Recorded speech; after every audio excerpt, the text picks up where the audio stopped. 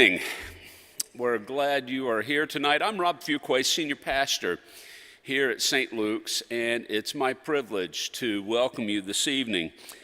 The Fair Housing Center of Central Indiana invited St. Luke's to house the unwelcomed fair housing history of sales and lending discrimination, an interactive exhibit for the month of February. And this exhibit can be found in our gathering area just outside if you didn't already see it on your way in this evening. This opportunity to host this exhibit led our outreach and justice ministries to create a housing symposium this evening. We hope you come to this moment with open minds to take in the information that's presented, open hearts to be touched by the stories, and open hands to join in the mercy and work of justice that will make a difference in the lives of people adversely affected by laws, systems, and practices that can be changed. There certainly is something for each of us to do. So I'm so glad that you are here tonight, and I turn it over now to Betty Brandt. Where did you go, Betty? Oh, right behind me, of course. And Betty will now lead us, so thank you. Would you welcome Betty?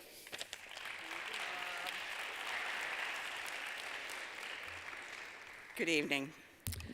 It is my great honor to be able to introduce Amy Nelson. And Amy Nelson is the Executive Director of the Fair Housing Center, Central Indiana. She's been at it for 12 years. She knows more than anybody else in the city about this subject, and she said, let's just get at it. Thank you. Thank you so much, and thank you for having St. Luke's have our exhibit. I hope you had an opportunity to explore it before the event tonight. If you don't, I know there will be an opportunity afterwards, and it's here all during February. This exhibit has been going for us since last April, and we have several more sites that are booked. It's every month it travels to new spots. So if you're interested in hosting it, please let us know. We would love to explore that with you. Here is my contact information in case you were to have any questions later. There we go. Oh, I'm going to get a little confused with the different slides there. Contact information later in case you have any questions related to anything. But let's get started. Let's talk about why we are all here tonight, this evening. And that is to talk about this Yep. This is to talk about that, they're supposed to. Talk about this history of housing discrimination. These opening slides are going to be in the packet that's sent out to you, but I'm going to skip over them to just get us started, to get into the really heart of our discussion here tonight, which is about this history of sales and lending discrimination. And looking at that, at the national level, the U.S. homeownership rate, you can see above us, we have a significant racial gap when it comes to homeownership. Whites far and away lead when it comes to homeownership rates. The biggest gap at the national level is between whites and blacks.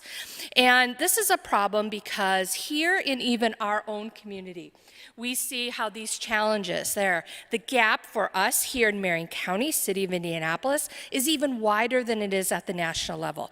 And our home ownership rates are even lower than they are at the national level. And so part of our exhibit that we put together, the exploring of that, is trying to how did we get here? What exactly happened that caused us to have these significant differences in homeownership rates?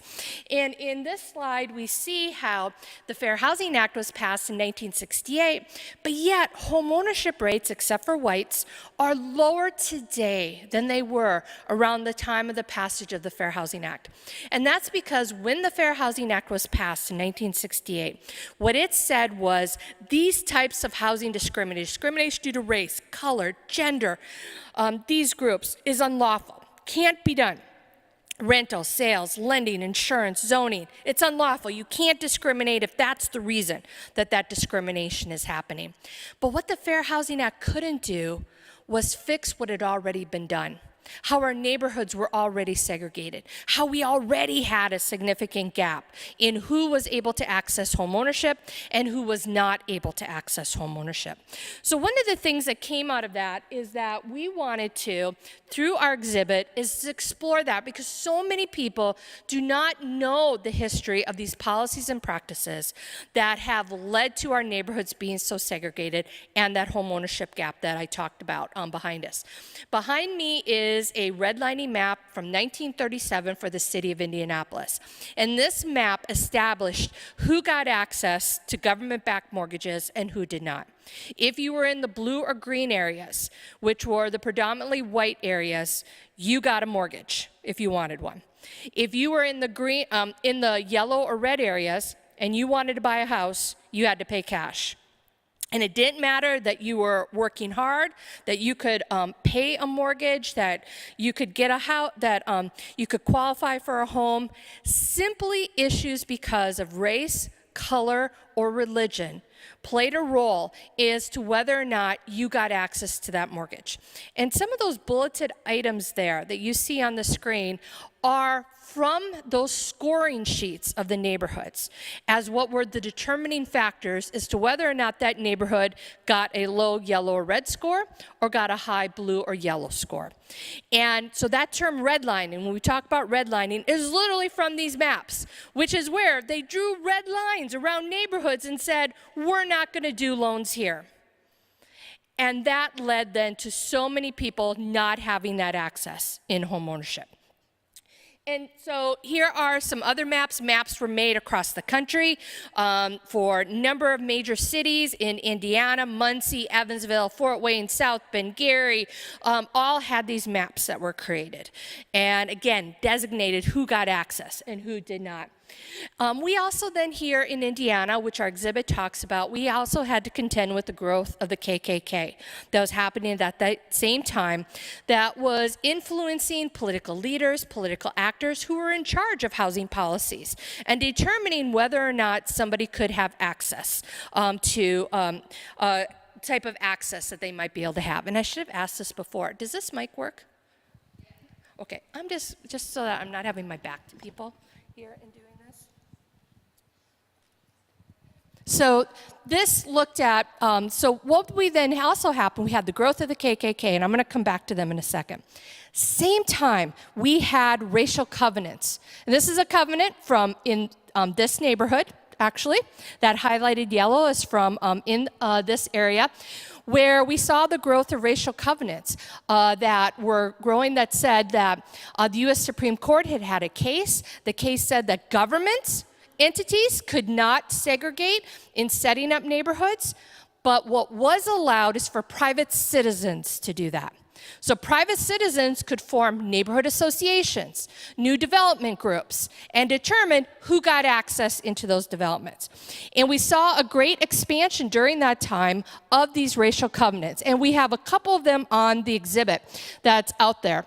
We also saw the real estate industry's role.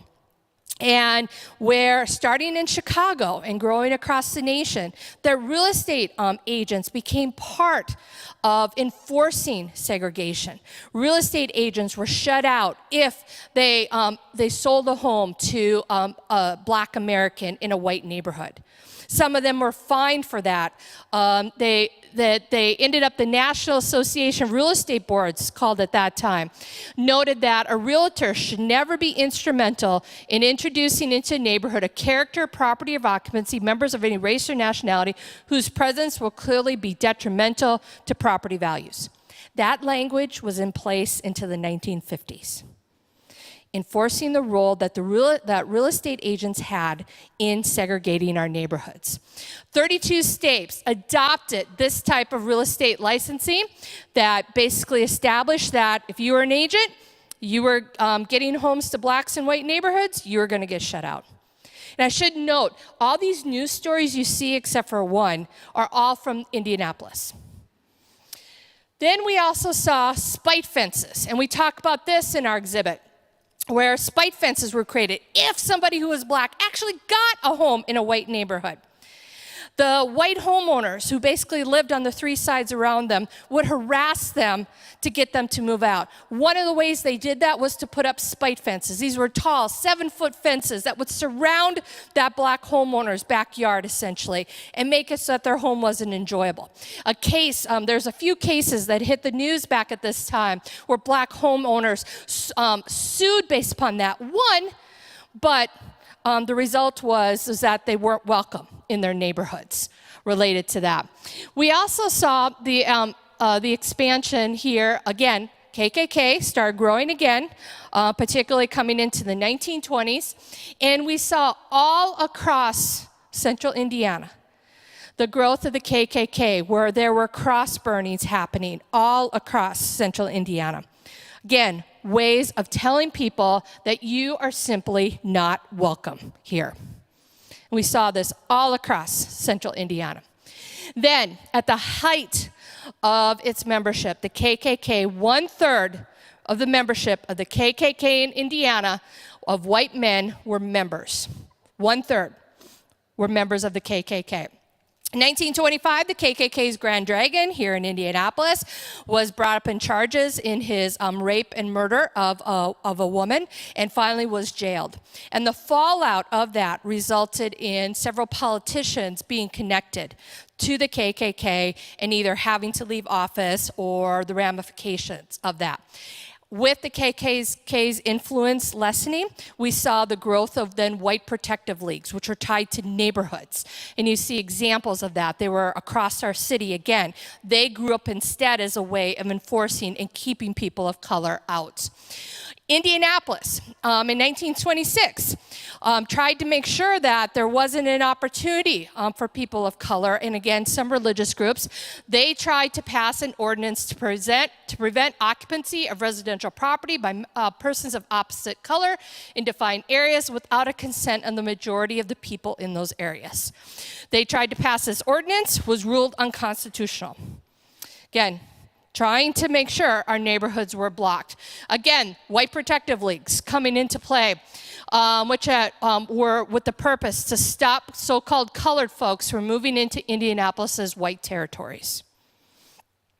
Then you had, again, the expansion of racial covenants. We saw the big development boom here in our community that was happening with areas being filled in with housing projects, new housing developments. Again, opportunities for access to become homeowners. But they were labeled as restricted developments, which was code language that it was whites only. And we saw these developments coming in all over our city. Hundreds of these restricted developments were put in place, literally hundreds of them.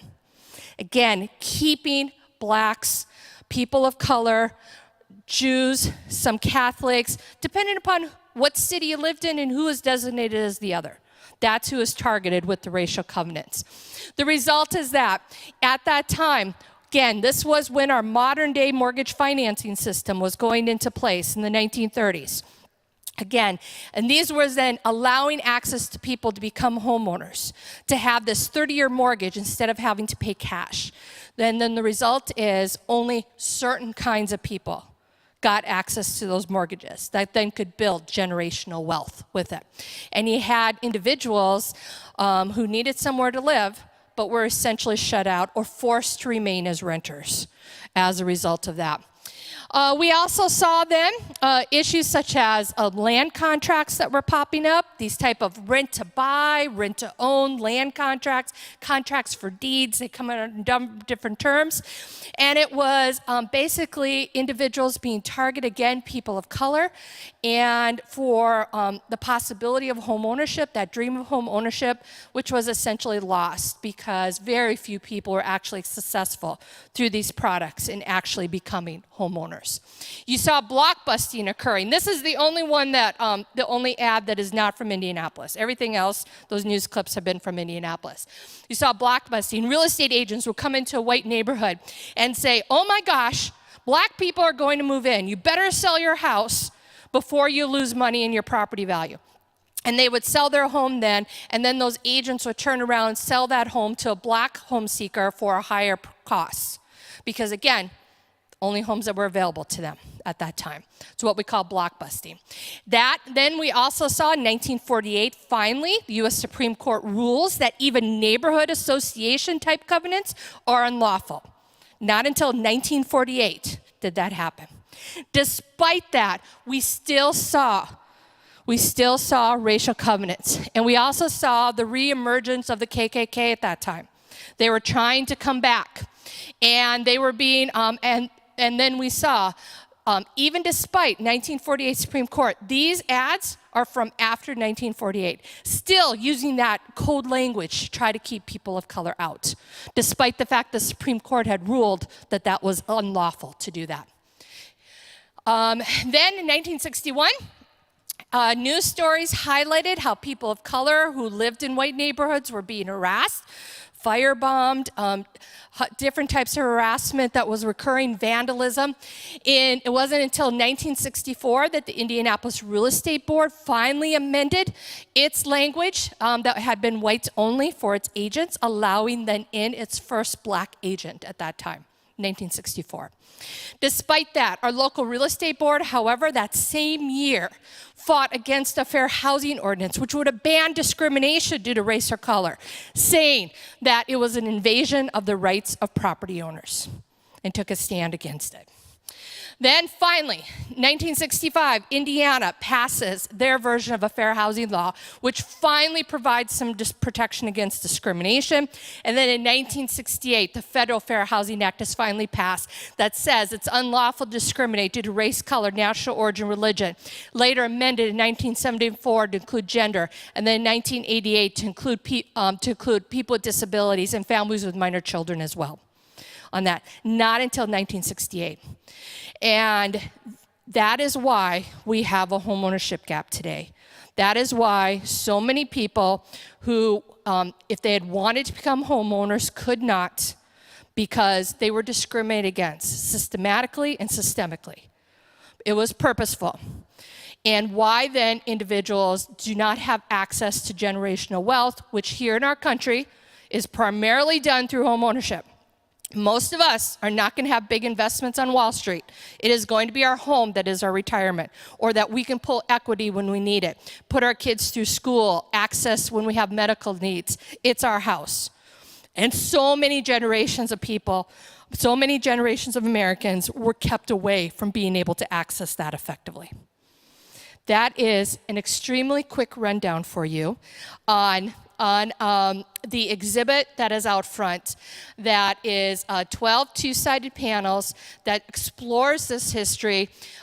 There's also codes where you can watch some of our 6 to 7 minute videos that also digs into this topic, each topic a little bit longer. History of redlining, history of real estate sales discrimination, reverse redlining, lots of different things. There's publications out there. We have a bunch of resources in these slides here. We have that you will get. There's a bunch of resources that we have that you'll have available to you that talks about videos and various different things that we have. But that is why we decided to put together this exhibit, to get this information out, because too often I hear, well, people just need to work harder to become homeowners, and completely not understanding or ignoring the discrimination, the harm that had occurred for far too long. So with that, I'll turn it over to our next speaker.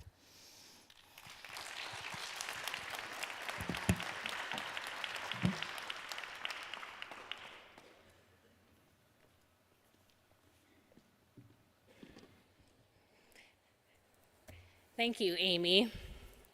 It's shocking and embarrassing that we have to go through this history.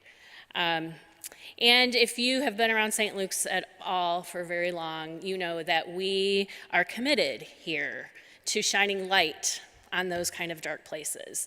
And that is what drew us in the first place to have this housing symposium, because it is time, it is well past time that we are acknowledging the sins and crimes of the past, and that we are taking our place to fight these systems. And so, yes, we are so glad you're here. Thank you for joining us. My name is Shelley Clausen. I'm the Director of Outreach here at St. Luke's, and we are really honored to have our panel of speakers with us tonight. I just want to say a few things because there's a lot of information being presented. Tomorrow, we will have the whole slide deck loaded up on our website. We'll give you information about that at the end. But I want you to know that you'll have access to all of this information and resources. And now I have the privilege of introducing our next two speakers. I'm going to do two at once. And I have written out some notes because some of this is very specific and I want to make sure to get it right. The next speaker up will be Dr. Jack Turman. Dr. Jack Turman is a professor in the Department of Social and Behavioral Sciences at the Richard Fairbanks School of Public Health and in the Department of Pediatrics at the IU School of Medicine. He's the founder and director of the Grassroots Maternal and Child Health Initiative in Indiana. I first met Jack last year as we were launching our diaper pantry here at St. Luke's through the Hub for Hope. His name kept coming up to me from different people in different places until I thought, this is somebody I need to get to know. And I have been really blessed with a friendship with Dr. Jack. Since that time last year, he and his team have been working with us at Hub for Hope at St. Luke's, helping us develop infrastructure, programming, and communications as we're building out that program. In his 30 years in academia, Dr. Turman has grown his work across Indiana, the US, and the world to develop maternal and child health programs focused on systems change to bring equity to traditionally marginalized women and children. In fact, he was recently honored by the American Public Health Association by being named as a 2022 Thought Leader because of the impact of his work. You might be wondering, wait, I thought this was a housing symposium. Why are we now talking about maternal and child health? Dr. Turman and the Grassroots Maternal and Child Health Initiative were recently awarded a $2.5 million federal grant to connect the effect that stable housing will have on birth outcomes in Indianapolis. This emerging research is one of the very first to identify and prove this cause-effect relationship. The program, called the Housing Equity for Infant Health Initiative, will provide housing intervention and health justice intervention to significantly improve birth outcomes for 100 families in order to transform their life course to one of stability, wellness, and dignity. That's something we can get behind. If you don't know, two of the areas of our outreach ministries here at St. Luke's are to work to impact maternal and child health and stable housing.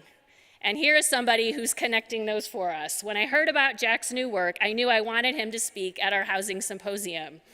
He's become a friend and a trusted colleague, and I'm happy to welcome him, but not quite yet. And also, so you know, I'm already working with Dr. Jack's team to talk about how we at St. Luke's can come alongside him in this new initiative of his. Following Dr. Jack's speech, we are happy to have two special guests from Family Promise with us. And they are going to talk a lot more about who Family Promise is and what they do. But the first person up will be Debbie Means, who is an intake coordinator and facilities assistant at Family Promise. She started as a volunteer, but jumped at the opportunity to come out of retirement to work part-time at Family Promise. She is the one who gets to take families into shelter and introduce them to their temporary apartment unit as their search begins for their permanent housing. She says this feels very natural to her because she's the mother of 3 very active sons and 3 grandchildren, and getting her family where they need to be on time and in an organized fashion is her expertise. I'm going to let Debbie introduce the guests that she brought with her when she gets up here, but I can tell you that Stephanie is a strong and brave woman with a story to share that will make you sit up and listen. But now, Dr. Jack, I welcome you up to the stage.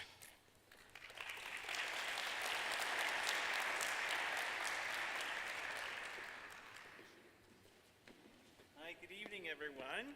How are you? It's so good to be here, and thank you so much for the invitation and the really awesome introduction. And I just got to tell y'all, it's great to be here. I was born and raised a Methodist. Do you know what I mean? And so, but I'm sorry, I'm Episcopal now. Anyway, so, but anyway, the Methodist tradition, I had great pastors when I was little, and my parents, and I think the Methodist tradition was very, very important and influential in guiding me to where I am and how I've dedicated my life and my career, because this work does not live in this building. This work lives out there. And so bless all of the great Methodist tradition for that courage of doing that. So it's really great to be here to talk about the housing equity for infant health work. It's great. I'm so blessed with the partnership for St. Luke's, and I'm excited to share this with you tonight, and I welcome you to walk the journey with us as we do this very important work for Indianapolis. And a special thanks to Amy. I mean that with all my heart. In all of my classes I teach, we must teach history. We must inform people of where we've been and what got us to where we're at. Please fight anything. I see my neighbors here. I just realized that. Oh my God. I've never spoken in front of my neighbors. Anyway, so please, little editorial. Fight changes to the education system that want to get rid of the humanities and the liberal arts and deprive our students of history, philosophy, sociology, language, things like that. Because if we don't have history, if our students don't know history, they're lost and it will repeat itself. So let's talk about housing equity for infant health. Our vision is ensuring that a safe and affordable place to call home is a right for every mother and child here. The history of the United States is that housing is not a right. Housing is a commodity. And we are rare in the world that housing is not considered a human right. My dream is that we change that, at least in our little corner of the world. So next slide, please. I always start everything with gratitude. A lot of professors always end their talks with gratitude when everyone's heading out the door. But the reality is none of what I'm going to talk to you about is possible without all of this. Unfortunately, it takes money. That's just a reality. And so I have an incredible cadre of funders that believe in this work. I have the best staff in the universe. And I have to say, they do all the hard work, right? So they're out in the trenches doing so much of the hard work. Next, please. And what I'm going to talk to you about, our housing equity work, is a huge, huge team that we had to build. And now I've got to add St. Luke's on this because of all the awesome stuff that Shelley just met today with my team. So St. Luke's goes up on this slide. Next, please. So my specialty, I was recruited here to bring my experience of building community-based approaches to improve maternal and child health outcomes in Indiana. And why do we do this? Why do we do this? Why are we so concerned? It sounds silly, but why are we so concerned about infant and maternal mortality? Why? Why are we so concerned about that? You might say, that's stupid, Jack, because we don't want any baby or mommy to die. Well, that's true. But there's another very important reason, my friends. Infant and maternal mortality are key indicators of a population's health. Who is one of the major trackers of infant mortality? Whose website do all of us in this field study all the time? It's the CIA. The CIA intimately tracks infant mortality because they know in tracking infant mortality, they're getting a window on a society's stability, and they're getting a window on equity in that society. I challenge all of my Indiana audiences, what does it tell you about Indiana that depending upon who you read, we're the 10th worst state in the union for infant mortality and have always been in the bottom 10. We're the third worst state for maternal mortality, and the United States of America is the worst high-income nation in the world for maternal mortality and the third worst in the world for infant mortality. What does that tell you about our social stability and our social equity? Next. Out of this, I built the Grassroots Maternal and Child Health Initiative. Our initiative is grounded in this mission that we build the capacity of community members and organizations to bring about systems change to improve maternal and child health outcomes for our marginalized communities. What does that mean? Mission statements often get just thrown out like blah, blah, blah, blah, blah. But no, we really worked on this. We want you to take something away from this.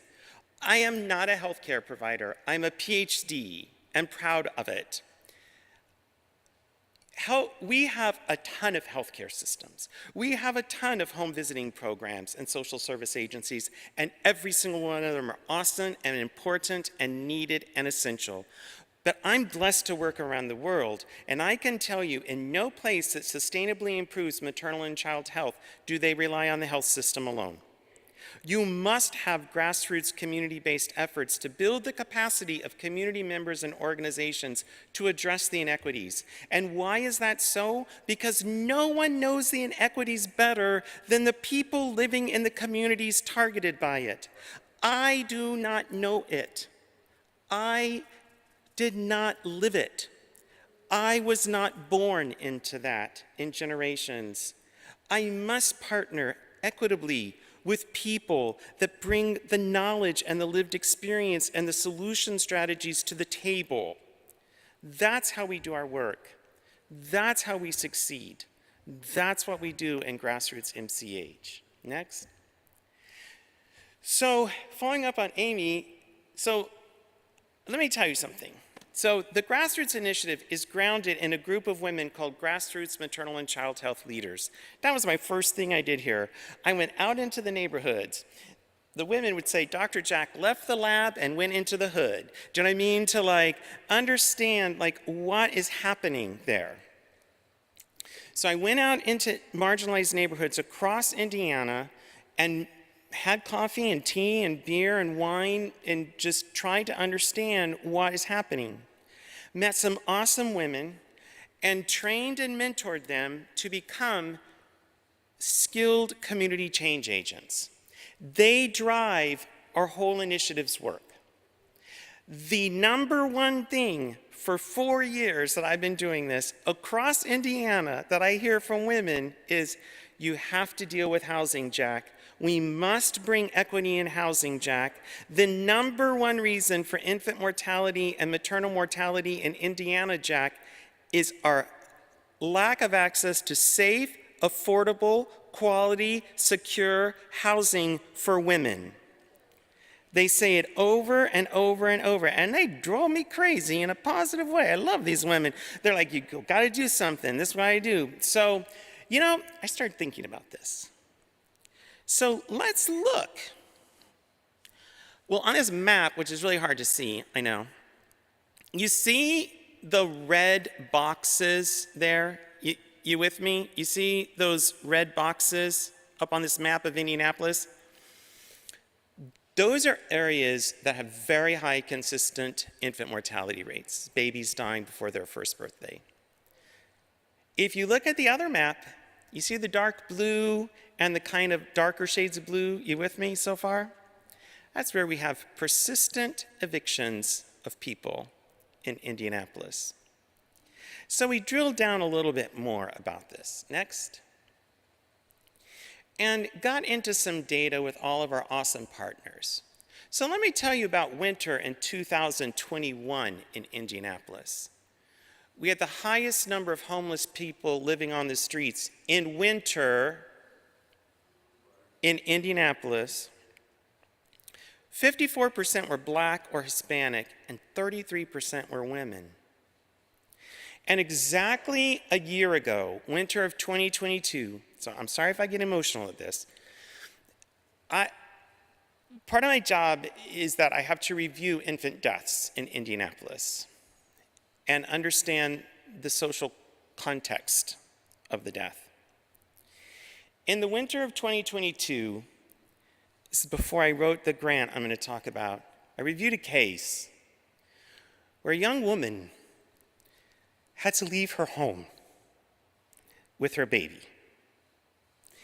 It happens every night in Indy. And she did the right things. She went to all the shelters, and guess what they said? We have no room for you and a child. Then she went to the housing authority. That's the right thing, right? That's the right thing. Sorry, you're 3,000th on the waiting list. It'll be 50 months before you get a voucher. 50. That's the average waiting time for a woman with a baby to get a housing voucher in Indianapolis. Well, she had to sleep, and she slept downtown, and her baby died that night. Who's blamed for that? Say it. Oh yeah, you're a bad mother. You're a bad mother. How dare you do that to that baby? No one asked about the systems, did they? No one asked, no one had room for you. It's an interesting story in a house of Christian worship, isn't it? Think about it. Next.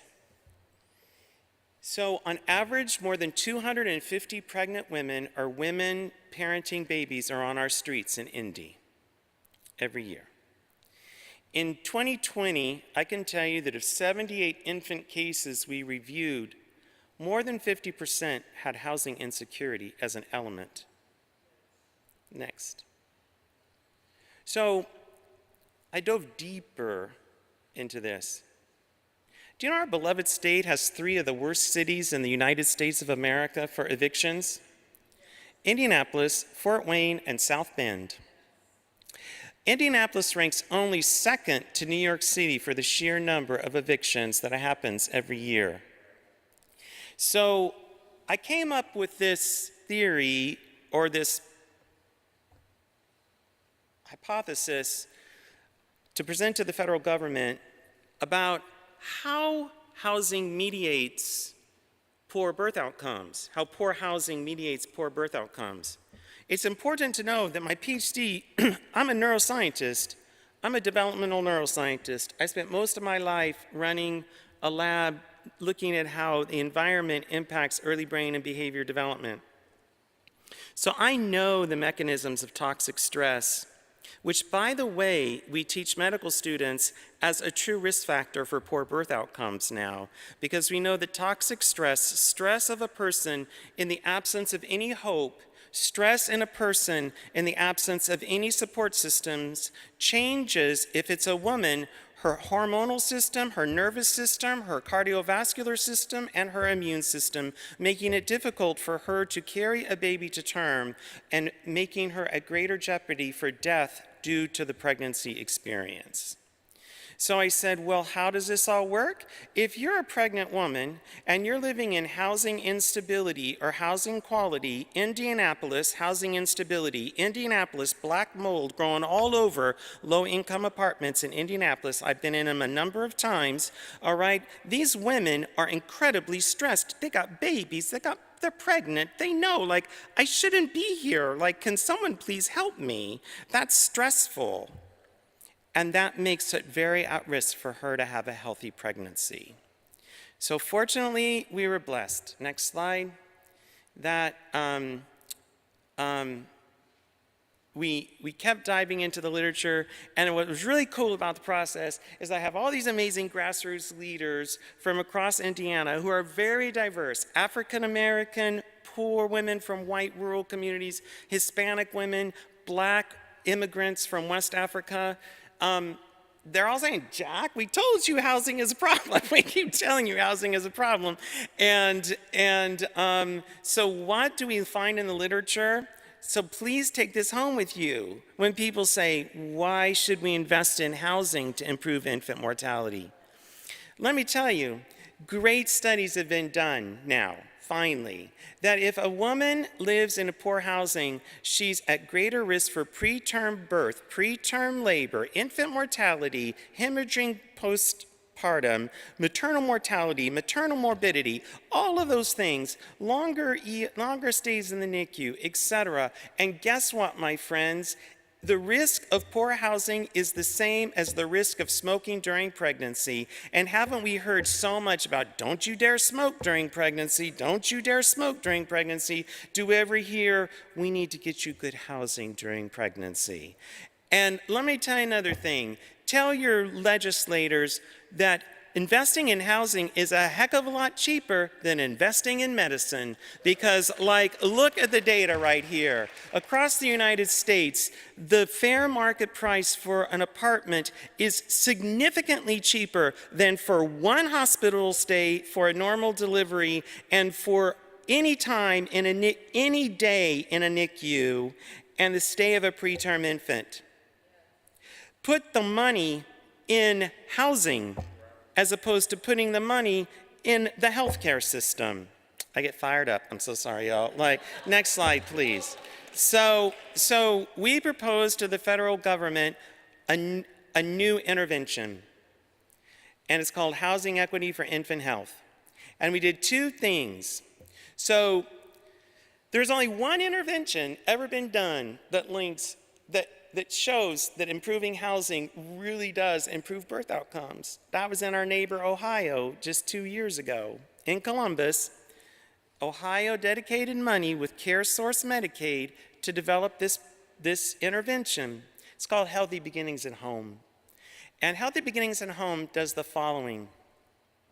We provide housing navigation services for women. We learned this from women. Because you got to provide housing navigation because some women will be horribly abused and assaulted by landlords. We don't want that to happen. So we have housing navigation services for the women, so they're in a good place. They have rental assistance, complete rental assistance for 15 months, followed by tapered rental assistance for 9 months, so for 24 months. And they have comprehensive case management for the entire 24 months to help them become economically stable and viable at the end of that 24 months and to allow them the precious time to bond with their baby, be nurturing with their baby, and then be nurtured. Now, this was done in Ohio, in Columbus. Let me tell you what happened. No infant died in the intervention group. Significantly reduced preterm birth, reduced NICU stays, dramatically reduced Medicaid spending. It was so impressive in Ohio that the government of Ohio is now implementing it across Ohio and in Dayton and Akron, and Medicaid Ohio is adopting it as a part of the health care package for low-income pregnant women. My dream, my friends, we're going to make Indiana the second state that does that, all right? And the federal government believes in us, and we were really blessed to get one of the 9 infant health equity grants in the United States of America to build this program here in Indianapolis. We complemented it, though, with another intervention. Can you go back one slide? Well, you can just leave it there, my friend. That's cool.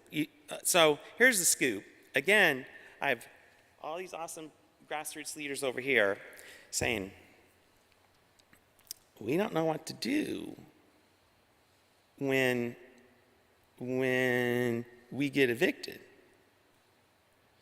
Well, that's a problem because you have rights. And they're like, we do? Oh, yes, ma'am, you have rights. So we've built a health justice intervention in partnership with the Indiana Justice Project, and we're ready to roll this out. So if anyone's interested, there's 3 steps to our health justice intervention. We are doing human rights, legal entitlement, know your rights education across communities so that women across Indianapolis know their rights around housing. we are doing strategic litigation of cases so that we defend women who are on unlawful evictions so that we can get court rulings that set precedents to change eviction proceedings.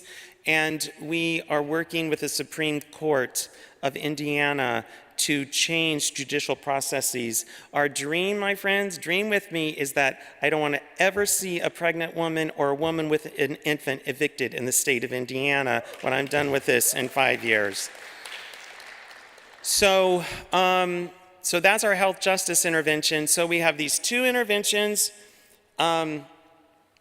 We will be enrolling women, low-income, housing-insecure women in their first or second trimester of pregnancy into our Healthy Beginnings at Home program, housing navigation, rental assistance, and comprehensive case management.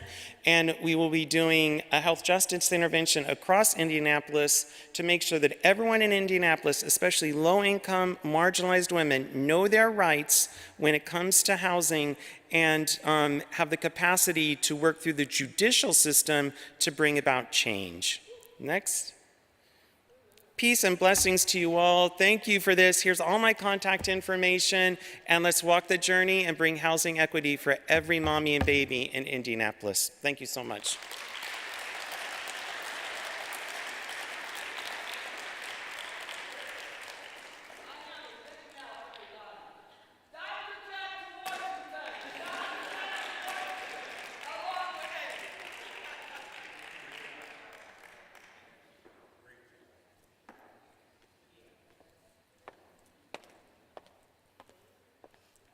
Hello, everyone. I am just overwhelmed.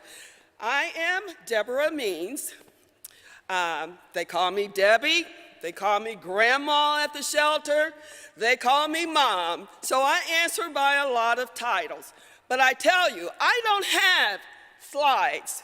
But the previous presenters, really, you've done it.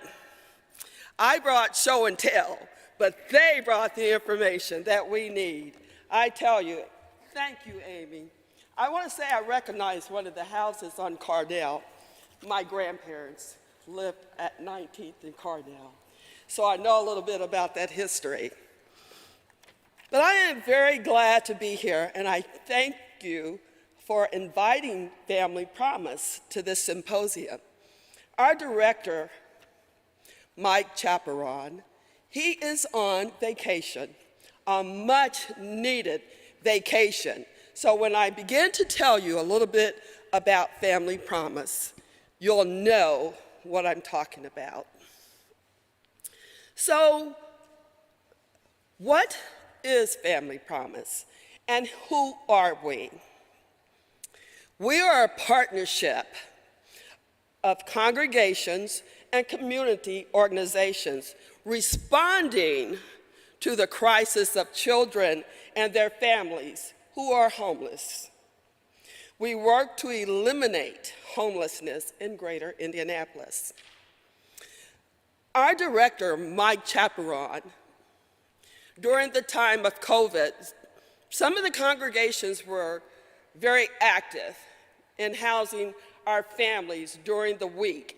In the evening, our homeless families, feeding them dinner and letting them sleep in their congregations. But in 2020, COVID hit us. Everything changed in our lives. And congregations weren't so willing to house the families during the week because of this contagious disease that just pops up and crops out of nowhere.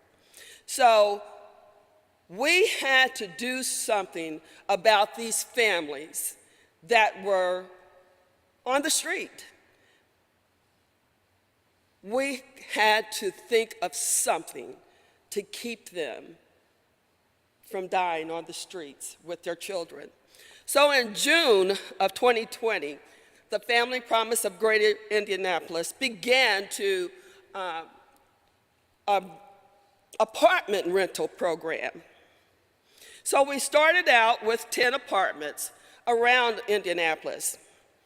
And because of the congregations and the corporations, they help us to procure housewares and furnishings. And we furnished them these apartments, completely furnished apartments. And we could take in families, and they did not have to worry about homelessness for 30 to 90 days as our case managers worked to find them affordable living. Let me just back up just a little bit. I also have show and tell, but I also have two of my co-workers that are here with me, and that is my husband of 52 years. Yes, he stole me from the crib. And my co-worker, Deidre Cook, who is a case manager. So we were able to take over these leases. The families, they work with the case managers to secure their permanent housing. The case managers also provide referrals, transportation to wrap around the services like mental health evaluations, treatments, physicals, immunizations for the children, school enrollment, employment search, and prep and retention, and more things. So if the guest families that we have who normally cannot afford, or their credit will not allow them to rent an apartment, we have worked with these landlords to sort of let that go and work with our families so that they can secure housing. So this was Mike Chaperon, our executive director. This was his brain baby. He earthed this program so we could house our families. Family Promise has been around for a long time, and it started in 1986 in Philadelphia, and it spread across the states. The calls that we get consistently every morning at 9 o'clock when our lines open, we are talking to mothers with children under the age of 18, unless there are extenuating circumstances with an 18-year or older. And we're talking to dads with children to help them to secure a stay in our shelter until we can help them to find permanent housing. Right now, we are getting probably about 30 calls per day, and most we have to turn them away, not only because our shelter is full, but because the shelters in Indianapolis are full. Winter contingency means no family is supposed to be outside in the cold. So we have several different shelters, Wheelers for men, women, and children. Name a couple of Day Springs, Good News, several other shelters that help us, but the shelters are full. You have some mothers saying, I stayed in the emergency parking lot, or I stayed in a hospital parking lot last night. I have nowhere to go. And the main reasons is because of affordable housing, evictions, and other things. So I don't want to beat that, but when someone does get into our program, it turns into a beautiful and amazing story. So I don't want to take her thunder, but tonight's speaker is an example of such a story of a homeless mother with a child.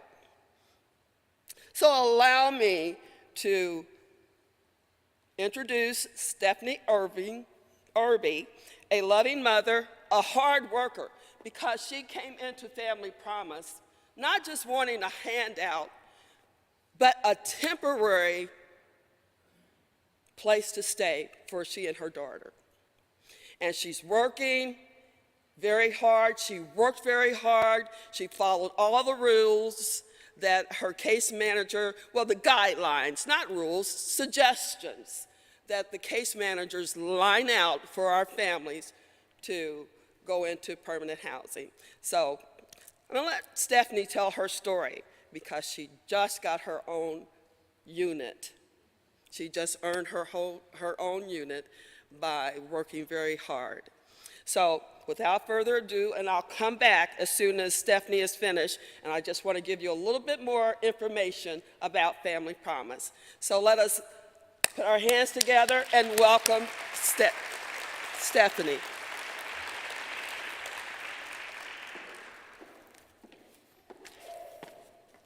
You okay? Thank you. Sorry. Hi. Sorry, I'm kind of shy.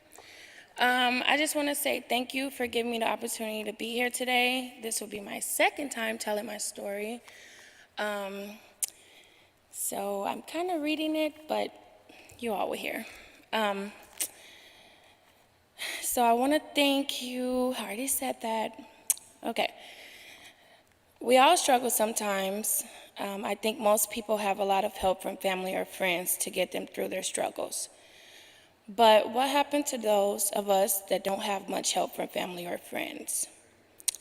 I grew up in Chicago. I entered foster care when I was just a baby out of the womb. I spent 10 years back and forth in damaged homes. My aunt adopted me when I was 12. My big sister and brother had good foster parents. My sister still talks to her foster family today. My sister had always tried to protect me, but after a few years, they had to split us up. I didn't have the same luck with foster homes. Bad things happened to me, multiple homes. And when I was 7 years old, I tried to speak up about it. I was pushed down 23 stairs as a result. And I still have the scar under my mouth. You would think that getting adopted at 12 would have changed things. But it just continued with new people under a new roof. That is why, on the very day I turned 18, about 10 years ago, January 26th was my birthday, by the way, I ran away to Indianapolis. I entered Job Corps in March 2013 and graduated a year later with my office administration certificate. I moved in with my boyfriend on the east side of Indianapolis. We tried to have children, but I had 3 miscarriages. Finally, in 2018, I was blessed with my beautiful daughter, which is Mila. Mila, say hi. Her father is not her biological, my mistake, but he's her only father. Marcus does a wonderful job with Mila, and she wouldn't trade him for anyone. After all I had been through, she is our miracle. She has grown up praying, dancing, and just being full of life. She's amazing. Though me and her dad broke up, he still helped and co-parented, and we remain friends till this day.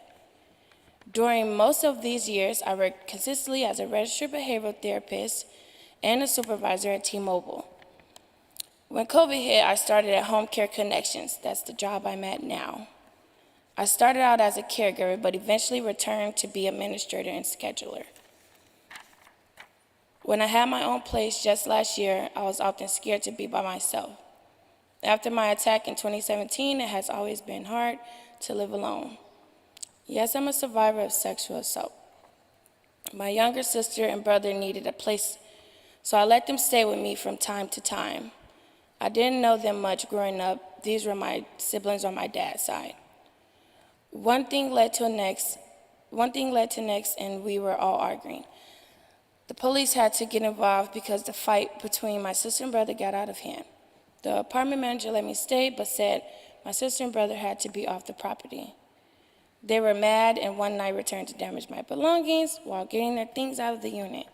I had to pay for the door and other damages they had done. So last February, just 9 months ago, I decided, I wrote this maybe in December, so it's probably been like 10 months, 11. But I decided to leave those apartments when my lease was up. I was planning to move out of town. I was not enjoying my life here, but I wanted change. I was sick of crying and stressing, and I had it with Indy. I stayed with a friend, and they helped me understand that leaving town was running away. So I applied for other apartments. I applied to 7 in one day, and I was denied of all of them. It turns out I had eviction on my record from an apartment I lived at 3 years ago. I had no idea about this because I never received anything in the mail from them. The credit report the new places ran said I owed $2,100. I contacted them to find out about it because when I left those apartments, my rent was paid up. They said the carpet was dirty and the window was messed up. I had pictures of how I left it, but the court date had already passed more than a year prior. How was I supposed to know they filed a claim for the damages if they mailed the court notice to the old address? I didn't have a place at the time, those 3 years ago, to forward mail to. I have since paid $960 of the debt I shouldn't owe, but still have $1,140 on my credit report still to pay. Place after place denied me for housing. I must have filled out 50 or more rental applications during those months, and each one cost money. I couldn't stay with friends anymore. One of my coworkers had let me live with her for 5 weeks. My coworker's son worked at extended stay, but even with a discount, it was more than $700 for 2 weeks of being there. I bounced around constantly. You might wonder why I told you about growing up in a foster care at the beginning of this. Here's why. Probably the biggest fear I have is of losing my daughter. If people find out you're homeless, they could take her away. So one day last March, near the beginning of the whole thing, I asked my daughter's grandparents to take her in. After I stayed with all the friends I could, and after hotel money was all used up, every day I would stay visiting my daughter at her grandparents' house, Mr. and Mrs. Haynes, until as late in the night as I could, sometimes till 11 or midnight. Then I tell them, all right, I'm gonna leave, but I would just park a little away and sleep in the car. That happened a few times.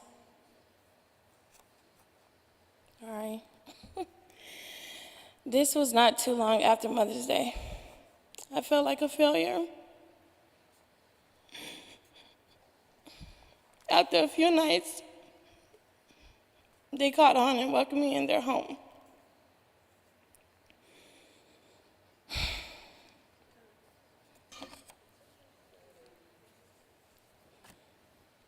And they let me stay there. If the Haynes and Mickles are watching, especially Marcus, I want to let you know I appreciate you and all through my life journey. Milo loves you and I do as well. After my journey at her grandparents' house, I moved on 2 weeks later. That is when I found a second chance landlord that would accept me. Rollins Rental is the name. They asked me about the eviction judgment like others, but accepted me anyway. I got to rent a small house. The place seemed like a decent place. And Milo and me moved in on June 10th of 2022. I had been homeless for 7 months, but it was finally over. Or was it? The place was infested with fleas, and I took photos of the spots on Mila, my daughter, and me. I moved out, back with friends, bosses, and others, and sued Rollins Rental. I didn't have money for an attorney and had never been to small claims court before. The judge spoke fast and said because my stuff was still in the house and I didn't pay the July rent due to the fleas, he had to honor their countersuit, and I was evicted from a place I wasn't staying in. It is hard to call a shelter. I called Family Promise in July and they were full. They said call back in the morning, but I figured I'll never be able to get in. So I didn't and continued to bounce around week after week. Milo was back with me because I couldn't tell her grandparents I was homeless again. I was getting hotel rooms when I needed to. On October 5th, I was baptized at my boss's church, Zion Tabernacle. The people asked me what I wanted them to pray over for me, and I said housing. A lady there named Deborah gave me the number of Family Promise again. I literally called the next day and got into the apartment shelter program the same day I called. I remember through this whole ordeal, Mila asked me once why we keep leaving places. She had been trained but started wetting the bed through this whole thing. When her birthday was coming up, I asked her what she wanted, and she said, my own bed. It moved me because I'm trying so hard. The first day we moved into Family Promise apartment at Abbey Meadows, she slept on that bed and saw it as her own. She's not waiting the bed, she's doing better in school, life is stable. And with my consistent income, I never stopped working this whole time. Family Promise helped me to find housing. They're helping me with furniture and more, and Mila has a bed of her own.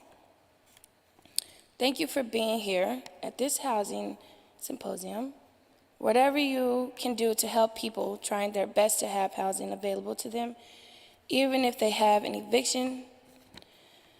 With private landlords, I would have really benefited from a 60 or 90-day rule. So if something occurs like the fleas we encountered, we would have had recourse. And if something big happens, people need more than 30 days to be able to come up with rent. The world has turned to evicting everybody right away. I bet that was not always how it was. And given how many families need shelter, having more shelters would be a start too. Most of us only call them as a last result. I'm proud that I am being strong for my daughter. I'm proud that I have overcome this long nightmare. I'm blessed to be able to say I moved into my 2-bedroom apartment on Saturday. And I'm appreciative of all you that has made this program possible. You give me hope. I told the pastors, my boss at work, that eventually I want to give back, and Family Promise is where I would want to start. And I want to just say thank you, Mike, and Joy, my case manager, and Deja. And Ms. Debbie moved me in the first day with Family Promise and her husband. But I do really want to say I really appreciate the program because I didn't believe it at first. You know, when people were telling me about it, I'm like, no way, no way. But it is a blessing. So thank you.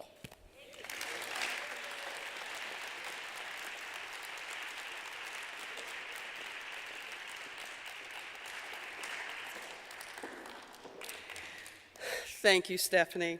I tell you, her story, it doesn't get old because we hear this on a daily basis again when families do call in. I think when Stephanie called that day, I did answer the phone, and she was going, I've been calling forever, and you have a spot for me? You know, it was unbelievable to her, too. But what I want to do now is thank you, the congregations, the coordinators, and the volunteers that make our program go. For years, St. Luke hosted our families in Luke's Lodge and many volunteers with the IHN. And what is IHN? It is Interfaith Hospitality. You are the reason that our families are successful. You just do not know when a family goes into a fully furnished apartment with everything available to them. Something as simple as a colander, a strainer. They have everything in there imaginable. A cutlery set, a cutting board, so many things that they never dreamed of. And one of the things I want to say this about Family Promise is if a family does move out successfully and they go through all the guidelines, they absolutely can take those housewares with them. In some of the cases, and this is the unique thing about Family Promise, we work with these landlords again, and they understand the situation. And they can take over the leases in some cases. And you have to understand that it takes 3 times. You have to make an income of 3 times the rent in order to qualify for an apartment. But when you have evictions too, it almost makes it impossible. But through the hard work of our case managers and other people who call apartment complexes and explain who Family Promise is. And we're helping the families to build budgets and guidelines to stay in their housing situations. So we're teaching them how to stay housed, permanently housed as well. So again, thank you for your support. The past 3 years, we have expanded from serving 8 families. So we used to have 8 families. 4 families would go to, we'll say, St. Luke. And from our home church, where I was the coordinator, my husband and I'll say New Bethel. So 4 families went to New Bethel, and 4 families went to St. Luke in a month. So we went from having 8 families to we're now serving 24 families in apartment shelter. How about that? How about that? And due to this success, we give families dignity. Because remember, they used to stay in the Sunday school rooms or your lodge, and everybody was in one room at night, and we had the rollaway beds that we'd put, if it was a family of 6, in that little Sunday school room or whatever, there were 6 beds in there. So now they have dignity in going to an apartment that they can call their own, stable living conditions. So again, your support, you can continue to support us. We have to, when my husband goes into those apartments, when Stephanie left, he goes in, cleans up everything, puts all new bedding, all new pillows, and if he has to put in the new housewares, the sheets, because they have new sheets, they have new towels, and if they take it with them, then we're constantly replacing these items in the apartment shelter. So this is where your support helps us. In your drives that you have, houseware drives, so many wonderful things that you do. And also now we have what is called a meal program. That means on every Thursday, congregation picks a family and they will deliver them a meal for their family and give that mom or that dad and family a break. Home cooking, home cooked meals delivered to the families. And let me tell you, they really appreciate it. So we hope your support continues. Every meal you deliver, every toaster, every twin sheet that you donate, every dollar gives a family stability. So thank you so much, and God bless you.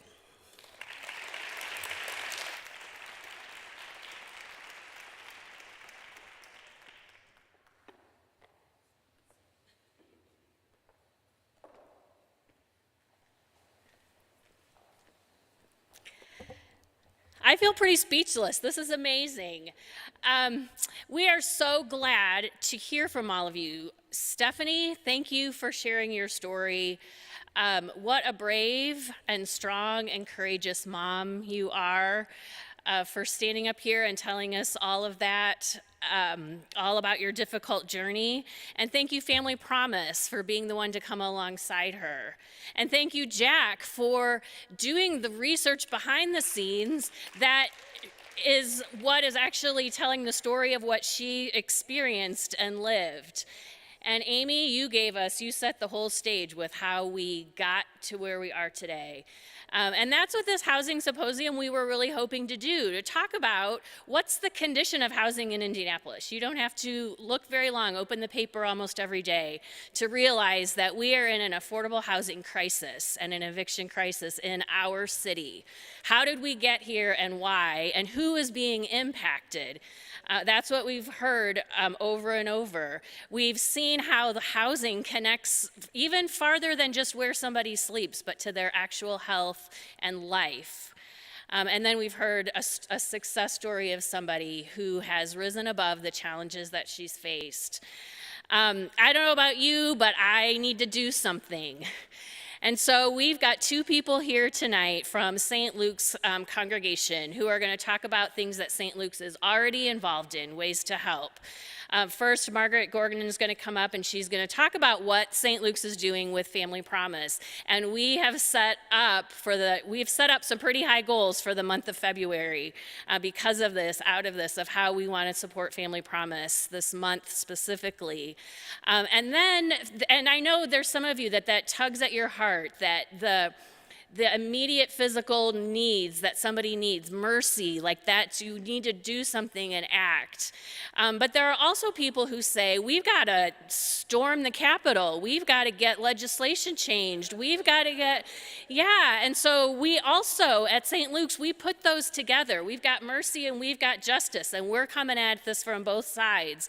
And so we also, Marcia Roberts is going to come up and talk about what our tenant advocacy group at St. Luke's is already doing and how you can join in with them. So Margaret, you're first. You want to come up and talk? Thank you.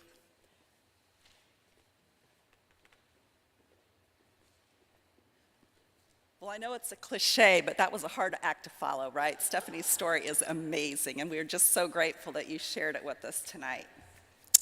I'm Margaret Gordon, and I'm one of the Family Promise coordinators here at St. Luke's, along with Bob Dillingham, Marcy Jordan, and Sydney Powell. And I'm going to take just a few minutes to tell you about some upcoming opportunities here at St. Luke's. And I know many of you here at might call St. Luke's home, but we're inviting everyone to join in this life-changing work. Whether you're a member of another faith community or none at all, we can all be part of the solution. So as Debbie mentioned, before the COVID pandemic, Family Promise guests stayed in the network congregation buildings. Some of you may have even been part of the Family Promise volunteer brigade back in the day. Hospitality was a unique hallmark of this model. Volunteers prepared guest rooms, shared meals, and hung out with the families, often playing games and helping kids with homework. They drove the families to the day center each morning and back to the congregation at night. Volunteers and guests got to know each other, discovering that they had more in common than they might have imagined. Guests were loved on and cared for in a very personal way. But as with so many things, COVID made it unsafe for congregations to house guests in their facilities, and the apartment model was born. As Debbie's described, Family Promise now provides housing in apartments. And while this model has many benefits for the guests, the network congregations miss the personal connection we used to have with them. We miss sharing parenting stories over dinner. We missed coloring with preschoolers or shooting baskets with a teen in the evening. We missed the hospitality that Family Promise was known for. In response to the volunteers' desire for a personal connection with our guests, Family Promise came up with a solution to help bridge the gap: the meal delivery program. In this program, congregations volunteer to take 4 consecutive weekly meals to a family once or several times a year. St. Luke's took our first round of meals to a family last November. Our mom was a single gal with 2 young kids and another on the way. She lived on the southeast side of Indianapolis and worked in Whitestown. Her daycare provider was on the west side of Indy. Between working, driving, parenting, and all her other responsibilities, she was one busy gal. St. Luke's volunteers brought her a meal every Thursday in November, including Thanksgiving Day. They also bought presents and cupcakes for Mom and her kids to celebrate Mom's birthday, which fell that month. It was a joy for the family to be pampered and cared for, and it was a blessing for our volunteers, too. St. Luke's is going to be delivering meals again in March, and we would love to have you join us. Meals are typically delivered on Thursday evenings around dinner time, but other arrangements can be made, and food can be homemade or purchased. Any child-friendly menu is great. We hope that our volunteers will be able to prepare the food and deliver it, because that's how you get to know the families and make a personal connection with them. But if you can't deliver it, other volunteers are available to do that. More information about this ministry is available on the St. Luke's website, or we have a table out there in the lobby at the end of the presentation. If cooking isn't your thing, we'll also be collecting donations of household goods to furnish an apartment. Many of the Family Promise guests come to the program without the basic supplies to make their apartment a home. and congregations collect donations of housewares to furnish one or more apartments. There are items on the list that fit every budget, from something as small as an alarm clock to something as large as a television. Imagine how loved and cared for an unhoused family feels when they see their fully furnished apartment for the first time. Many of the families go on to take over the lease on their family apartment, and the housewares are something they will use for years to come. We have a table in the lobby where you can select items to help fully furnish an apartment. So again, we hope that you'll stop by there after the presentations are over. Family Promise also relies on fundraisers and financial donations to provide an exemplary level of care for their guests. Debbie told us earlier that even though more than 20 families are living in Family Promise apartments at one time, they receive 30 calls a day from people seeking shelter. There are a lot of families out there who need a helping hand. Family Promise must raise $22,000 a year for each apartment in the program, and giving a financial donation is another way you can help provide a home for a family. Each fall, Family Promise holds their annual gala fundraiser, Home Sweet Home. This fun evening features an update on Family Promise operations, inspirational speakers, a delicious meal, and a silent auction. Night Without a Bed is a second fundraiser where participants spend the night, as the name implies, without a bed, in cars, on the floor, in tents, or on couches, as a way of remembering that many unhoused folks in our community are sleeping in places like this every night. We've learned a lot tonight about the problems of affordable housing in our community and its impact on unhoused families. You may be thinking, wow, I had no idea. What can I do to help right now? Well, I have an answer. In conjunction with the Symposium, St. Luke's is taking up a special collection to provide a home for a family for the next 12 months. We have set a goal of raising $22,000, the cost of providing a Family Promise apartment for a year. If you would like to be part of the solution to the Indiana housing crisis, please consider making a financial donation to this special fundraiser. There's a QR code in your program and on the screen, which makes it easy to give. From volunteering to financial support, there's a way for everyone to support Family Promise. We hope you'll give tonight to help fund an apartment for a year, or join in our March meal deliveries and houseware drives to make a difference to an unhoused family, because every child deserves a home. Thank you.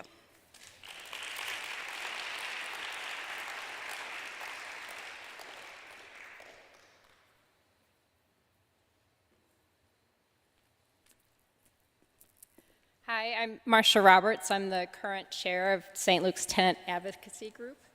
A little over 2 years ago, St. Luke's hosted a book study on the book Evicted by Matthew Desmond.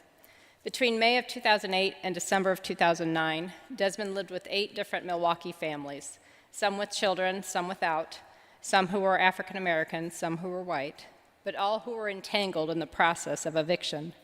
He tells the story of Arlene, a single mother of 2 boys, who'd been evicted before. At one point, she had reached out to 89 landlords to try and find a new place to live before finally hearing from one who would rent to her. It meant that her middle school son would need to change schools yet again. During his 7th and 8th grade year, her son had changed schools 5 different times. Evicted is a stunning look at how paying most of one's income for rent can hinder all other aspects of life, how the constant worry of how long can we stay here takes a toll on the family, and how the process of looking and looking for the next place to live takes so much time that it's very difficult for one to keep a steady job. According to Matthew Desmond, without stable shelter, everything else falls apart. There's a national organization called Opportunity Starts at Home, which advocates for affordable housing for our nation's low-income families. Opportunity Starts at Home is a coalition with other national organizations who all see that housing affects their focus as well. Included in this coalition are groups that deal with hunger, education, children, mental health, and more. It's easy to quickly say this organization's name, but if you slow down and take a minute to really analyze it, you realize how impactful the title is. One's opportunity starts at home. Listening to Mike Koprowski on some of their podcasts, you hear him say that housing is the foundation for everything. It determines the neighborhood you grow up in, the quality of school you attend, your access to transportation and amenities, crime levels in your immediate area, your job opportunities, and your health. In his words, few things shape our opportunity more than housing. Matthew Desmond is now a sociology professor at Princeton University, and he's gone on to create the Eviction Lab, which takes a thorough look at evictions in America. Armed with data, the lab lets you see eviction filings in your state, your city, and your county. It allows a user to compare evictions in Indiana with other states and see what trends there are. Dr. Jack and I have looked at the same slide because Indiana has 3 of the top 18 cities in terms of eviction filings.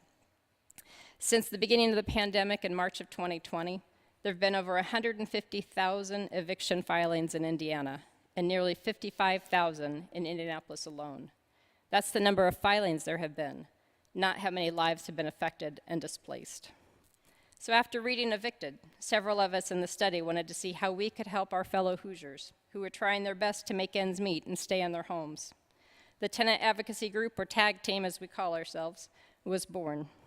We first created a handout of organizations people could contact if they needed help with rental or utility assistance or needed free legal help. Written in English and Spanish, these were passed out at local food pantries. And then last summer, we heard about eviction court watching. And intrigued, we wanted to learn more. So studies in other US cities had shown that when people were in eviction courts to merely observe, the outcomes for those facing evictions changed. It might be that the judge gave several weeks instead of a few days for the individual to vacate the property, but this gave them time to maybe find a new place to live or come up with the money that was owed. Most often, tenants in an eviction hearing do not have a lawyer present, and cases are processed at an incredible pace. It can seem that what's most important is just getting through the day's docket and not really analyzing the situation and how it can be resolved fairly. Members of the Meridian Street United Methodist Church also read the book Evicted, and they formed a group called the Housing Justice Task Force. They were the first court watchers in Indianapolis and have been instrumental in getting this program going in our city. Now people from the Meridian Street UMC, St. Luke's, Second Presbyterian Church, the Indianapolis Hebrew Congregation, and others are all attending eviction court and taking notes on what they observe. So what's involved in eviction court watching? The first thing is to familiarize yourself with the Court Watchers Toolkit. There are copies of the toolkit in the back on the new housing page on St. Luke's website, or you can simply Google Court Watchers Toolkit and find it online. The toolkit gives you an overview of what we are doing and why. It also lists the items that you should take note of during the hearing. These are things like how much money was owed. Are there children in the household? Was the landlord present at the hearing or only their lawyer?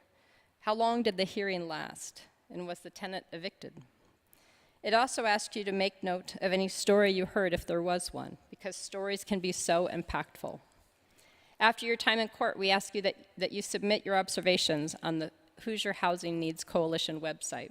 There's a link in the Court Watchers Toolkit to get to that page.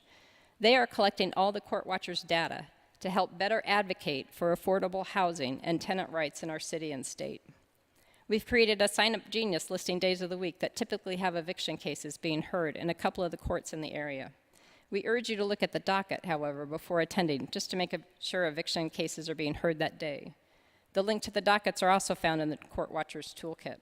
And you can find that also on the sign-up genius and the Court Watchers Toolkit on the new St. Luke's UMC.com/housing page. My first time attending eviction court in Wayne Township was absolutely shocking.